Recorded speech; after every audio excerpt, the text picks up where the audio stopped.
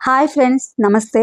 మాదిరెడ్డి సులోచన గారి అంతము చూసిన అసూయ నెక్స్ట్ పార్ట్ చూద్దాము. శాంత, నీది అదృష్ట జాతకమని మురిసిపోయానమ్మా. కంటతడి పెట్టుకున్నాడు శంకరం. వద్దన్నయ్య, మీరు ఏడిస్తే చూడలేను. ప్రతి కష్టము అపవాదు మన వ్యక్తిత్వాన్ని మెరుగుదిద్దడానికే వస్తుంది. నువ్వు మాకందరికీ మిగిలిన తోబుట్టువు. దిగుళ్లతో సగం అవకు. ఇక నుండి నాకు రేడియో స్టేషన్కి వాళ్ళు ఇచ్చిన డబ్బు మంజు పేరున బ్యాంకులో వేస్తాను. దాని వివాహం గురించి వదిలేను కూడా దిగులు పెట్టుకోవద్దను. శాంత, నీకు ఆధారం లేదు, ఇతరులకి ఆధారం చూపుతావా తల్లి? జాలిగా నవ్వాడు.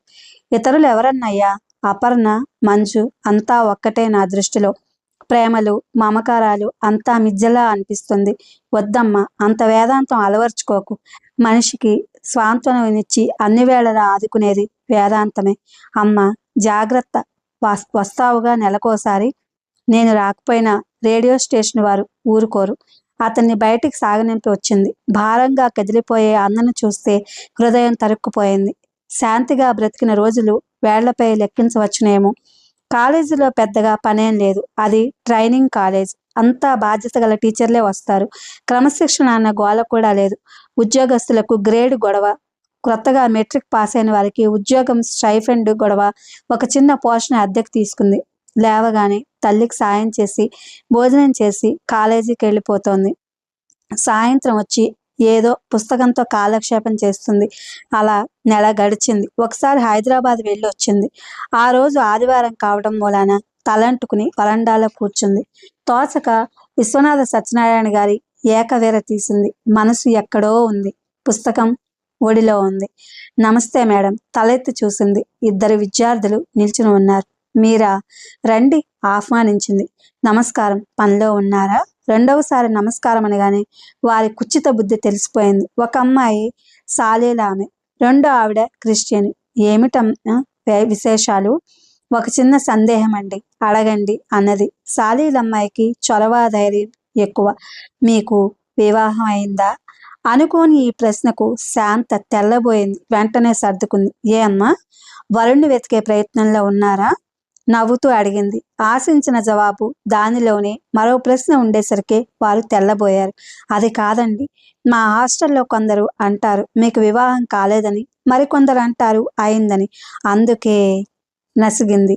నా వివాహం కావడం కాకపోవడం మీ చదువులతో సంబంధం లేదు. ఇతరులను కూర్చిన జిజ్ఞాస అంతగా ఉండడం అనవసరం. నాకు వివాహం అయింది. నా భర్త అమెరికాలో ఉన్నాడు. సరే, మీకు కోపం వచ్చినట్లుంది. వస్తాం. వారు లేచి వెళ్ళిపోయారు. ఆలోచిస్తూ కూర్చుంది. రేపు మరొకరు ఇంకో రకంగా అడుగుతారు. ఏమని జవాబిస్తుంది తను?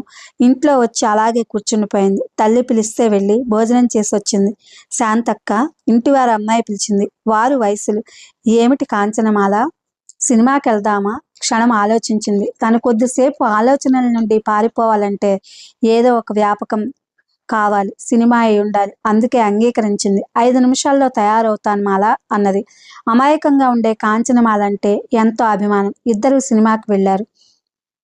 4 రోజుల అనంతరం 3 యువకులు వచ్చారు. వారి వేషభాషలు చూసి ఏ కాలేజీ లెక్చరర్లో అనుకుంది. నమస్తే. ఎవరి కోసం? శాంతా రవీంద్ర అంటే మీరేనా? అవును. మీ పరిచయం? మేము నసిగారు. కూర్చోండి. కుర్చీలు చూపించింది. కూర్చున్నారు. మేము మల్టీపర్పస్ చదువుతున్నాము.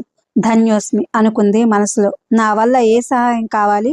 సహాయం కావాలని కాదు, మీరు రేడియోలో పాడతారట కదూ? ఏదో అంది. వీరికెలా తెలిసిందా అని. మాకు పాటలంటే చాలా ఇష్టంలేండి. మంచి అభిరుచి. నేను రేడియోలో పాడాలని చాలా కుతూహల పడుతున్నాను. ఏం చేయాలి? ఒక అతను అడిగాడు. ఎలా అప్లై చేయాలో వివరంగా చెప్పింది. సరే, వస్తాం. వాళ్ళు వెళ్ళిపోయారు. అయితే ఓ కొత్త బెడద వచ్చి పడింది. ప్రతిరోజు సాయంత్రం వచ్చేవారు. వారు మరీ చిన్నపిల్లలేం కాదు. చూసిన వారు ఏమనుకుంటారో. అందులో ఓ కుర్రాడు కాంచనమాలకేసి కాంక్షగా చూసేవాడు. ఏంటయ్యా, మీరు చదువుకోవడం లేదు? ఎందుకు లేదు? మీతో మాట్లాడుతూ ఉంటే కాలక్షేపం అవుతుంది. విద్యార్థులకు కాలక్షేపం అవటం ఒక సమస్య. సంగీత సాహిత్యాలను గురించి చర్చించడం అంటే మాకు సరదా. ఒక అతను అన్నాడు. ఎప్పుడు సినిమాలు తప్ప చర్చించరేం అన్నది కోపం దిగమింగుతూ నవ్వు తెచ్చిపెట్టుకుని. మీకు సినిమాలంటే ఇష్టం లేదా? సినిమాలు ఇష్టం లేదని కాదు, ఏదైనా మితిమీరితే కష్టం. మీరు ఇలా చదువు అశ్రద్ధ చేయడం బాగుండలేదు. సన్నగా చీవాట్లు పెట్టింది. వాళ్ళు వెళ్ళిపోయారు. ఎవరే అమ్మాయి? వల్లకాట్లో రామలయ్య. రేపటి నుండి వారు వస్తే ఇంట్లో నేనని చెప్పమ్మా.